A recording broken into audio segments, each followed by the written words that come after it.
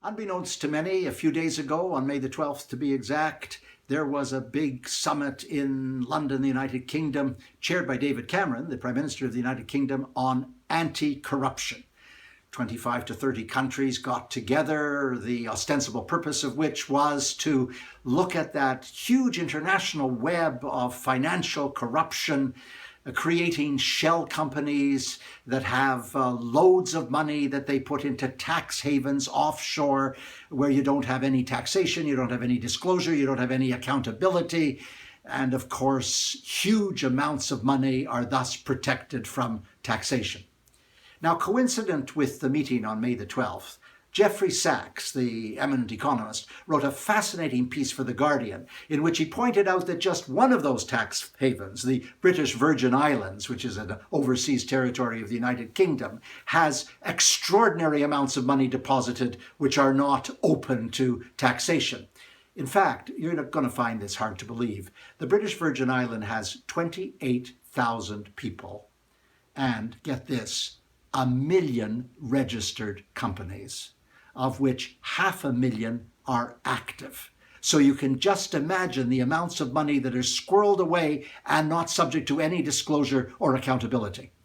Then Jeffrey Sachs goes on in his article to point out that when you put together what the US and the UK have done in driving international financial corruption, and you have all of the hedge fund operatives and the financial institutions, all of the banks and the multinational corporations and the auditors, lawyers, accountants, hedge fund drivers, regulators, you put it all together, you find that there are $20 trillion that the rich have secreted away beyond the possibility of taxation.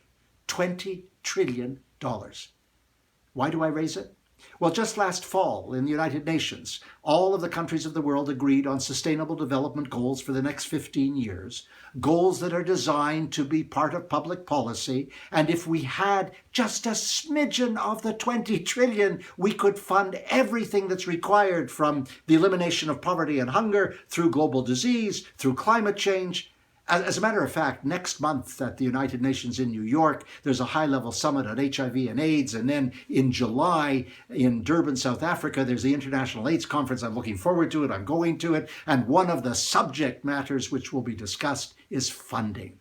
They just need another $6 to $7 billion by 2020 per year, and we can continue to put a dent into this horrific pandemic. But we're moving so slowly.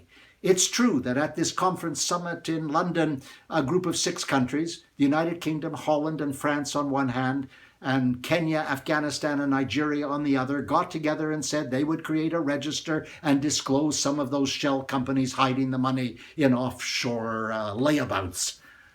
But I have to tell you, it's moving so slowly. Transparency International, the big NGO that deals with corruption, wants it to move much more quickly. I would think we should have an international convention on anti-corruption that's enforceable and yields the money we want to have. That was last week. I'm Stephen Lewis.